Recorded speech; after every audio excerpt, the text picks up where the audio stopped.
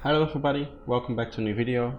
Today I want to talk about a cool trick we discussed in our Discord group, and somebody came up with a cool idea to kind of add some high-end to a lead sound, and it worked really well on the sound that we created. I was given a sound to recreate, but we didn't get the full vibe of it. But the resulting sound is still very cool, and this trick is very useful if you need to add some high-end to a sound and you want to do it in a more creative and a little bit of a different way. So with that being said, let's jump into it. Alright, first of all I want to give you the reference sound that I was given. Now we were looking for, somebody already told me that they kind of knew how to make the sound itself. Actually I have to set this to 144.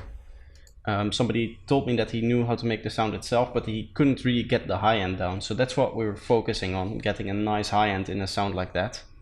So this is the sound that we have.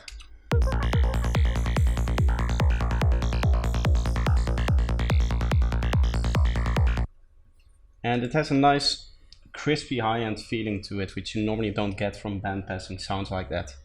Our first attempt sounded like this to get again focusing on the high end, and what we did is used resonators to get a nicer high end.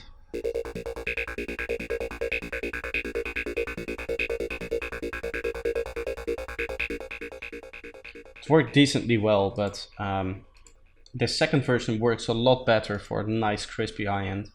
If you listen to this, you can really tell that it sounds really nice.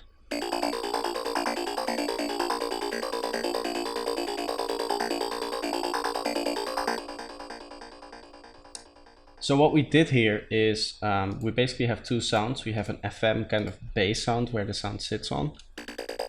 Oh, I'm going to turn off the final processing because that's where the magic happens. So this is the first sound that I made.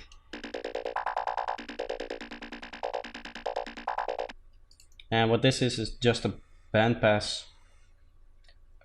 So that we're generating this tone with some FM, and we're using this LFO to modulate the volume. And then we have a chaos oscillator modulating our frequency cutoff here, which then goes through with a little bit of mix turned down, goes through this EQ as well as distortion here. You shouldn't really look at the four-man filter because that's not doing anything. So yeah, that's a very simple patch here just to create a nice tone for our second patch to sit on. That sounds like this. Now if you know a little bit about Psytrance, you instantly know that this is kind of that four-man sound. It's just a saw wave going through a four-man filter with a lot of resonance, and again here the distortion isn't really doing anything, and we're using this filter here as well as this volume to kind of give it a bit more of a plucky sound. So that's the sound together. They sound like this.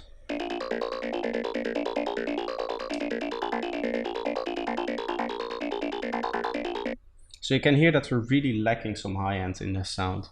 And what somebody told me is what you can do is basically take a frequency shifter and use that to kind of shift the spectrum up by a whole bunch, and then layer that in with the original. So basically how you need to see this is, let's open up the spectrum here. If you look at the spectrum, you can see that there's a few points in here where the four-man filter is playing, and there's some peaks and some dips in there.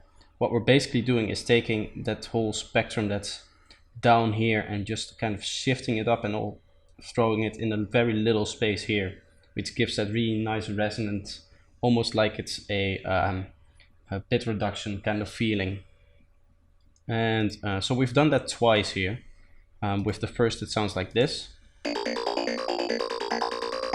if I open it up I can point you out the exact spikes. You can see the spike here, this corresponds with this area. We have a second one here corresponding with what's happening there, and then this final one is what's happening here. You can see how there's basically a more compressed copy of the spectrum up here from our original. And if we add the second one, you can see that again happening even further up. You can see we have a copy here, a copy there, and then a third copy. Now the reason why there's three is because we're basically splitting this, the spectrum up in half here.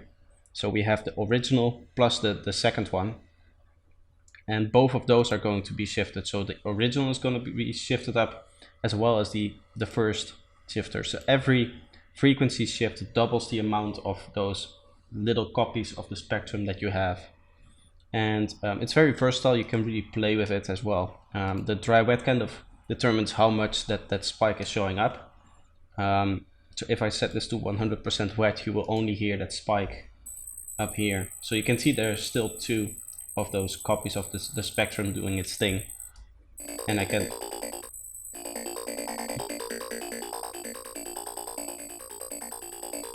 you can mix and match them.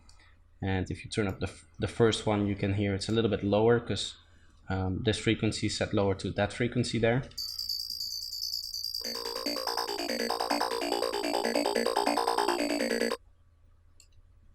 So that's how that works. And it's a really cool way to give some high end. It's also different from sample and hold. If you look at the spectrum, it has this nice curving down feeling, which with sample and hold is a little bit the other way around. If I take with a sample, a down sampling, which is technically sample and hold in some way. With some down sampling, if I set this to a nice value of 2.4, for example, you can see how most of the high-end energy is very up here, and then it kind of dips down until the rest of the spectrum kind of comes back in and takes over. And that's really not useful for mixing purposes, because you want your whole spectrum of your final sound to kind of go down like that in your final mix. So this frequency shifter sounds a lot nicer because it actually kind of rolls off by itself, because of the way the source sound kind of sits in the mid-range, and because of the way we've set up these dry wets here. You can see it nicely goes down, this one's lower, and then finally here, up here, we have a little bit more. So that's a cool way to add some high end to your sound, and I hope you enjoyed this video. And if you did, feel free to leave a like, that really helps the channel. And I hope to see you next time. Bye bye.